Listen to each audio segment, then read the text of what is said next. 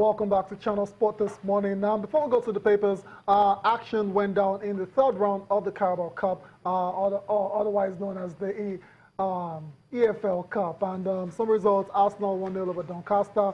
Basically, Rotimi, all the big guns advanced. They did the job. Arsenal, like you said yesterday, City, United, and Wales is Everton, Tottenham, all through to the fourth round, and we have the fourth round draw as well to some very tasty matchups.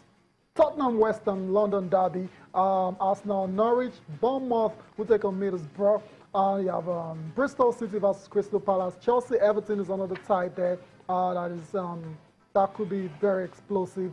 United, that's the oldest. They go to Swansea while Manchester City host Wolves. Good draws. I mean, it's looking pretty good. We'll probably have maybe 2-3 out of the big teams, get into the semis, right, with the way it's going. So I think it's just a good one for the competition itself. Right, exactly. Let's see the big boys. I mean, you saw the way United blew past Bolton. Arsenal struggled a bit against Doncaster, 25th minute goal, and you're wondering where are the goals. But Chelsea dispatching Nottingham Forest. City struggled at West Brom. I mean, I can tell you that because I saw that game. So I just feel somehow with the draws, 3-4 big teams might just play in the semis. Right. So that's it. Let's move on now to the papers. Okay, let's quickly go to the papers and see what we have. Let's start with Sporting Life. Interesting stories in today's Sporting Life. Major story talking about that Waffle Cup game. Aremo wants to score against Squirrels. Let's Other stories. I don't care who scores, actually.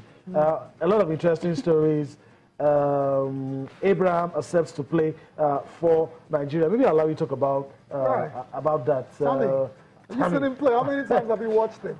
The question is, if people say, look, if it's an upgrade, fine. But if something's not an upgrade, my opinion anyway.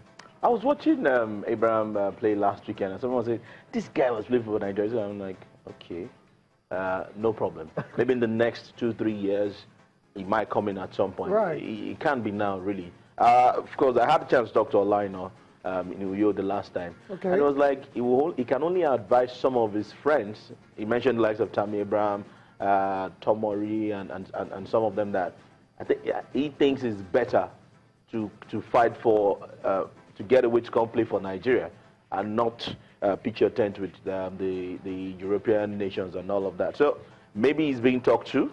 We'll come back home and all of that. But if it's now, I think it's still too early. Too early. Yeah, but why not tie him down now? Just now. We can tie him down to when he becomes a superstar. Unfortunately, 2017 is almost gone. Right. All the youth competitions that we failed to qualify for will easily phase out, and then we have plans from next year to play for under 17, under 20. It might come in at some point. Right. Yeah. Okay.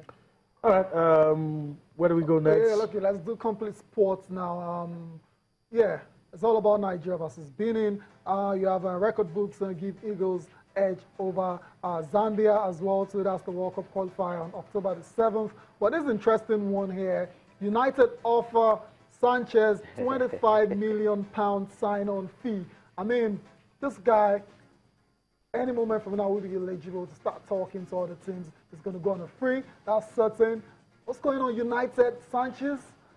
Good addition. Right. Yeah, welcome, Sanchez. I'm sure that if it happens, that's what United fans will tell you. Okay. Especially if he wants to stay in England. If he wants to remain in England, and it would be a good addition for Manchester United. We would want that. Okay. Last week for review, as we've got to wrap things up today. Interesting stories. We've got the Sporting Sun. Let's do that quickly. A whole lot of interesting stories right there. But at the bottom strip, PSG wades into Neymar, Cavani, rift. It shouldn't be in the news anyway, but it's in the news. It will be in the news. I mean, if you look at the way PSG says the media, they are blowing it up. And then some persons also saying Neymar unfollowed Cavani on IG and all of that. Hey, calm down, guys. I think they will resolve it, really. It's just to decide who gets to take the penalties. They can share. They can always share it. I mean, if you have two in a game, 1-1. If you have one in this game, one in the next game, it can always be sorted. But trust the media. They'll blow it out. It's just weird, really, that story from France. But then again, before I go, guys, why don't we have any African in the FIFPro, right. first 60 or first 55? 55-man list. And no African. Just one Englishman. What? Excuse me. Just one English. Just one English. We got better players on the African continent. All right, Rotimi, Okay. we'll continue with the conversation. No Thank problem. you. Thank you for coming today. Hopefully we'll do this again some other time. No problem. All right. Thank you as well for letting us be a part of your day. We'll do this again tomorrow. I'm your Bayo. Enjoy the rest of your day. Ham Salam.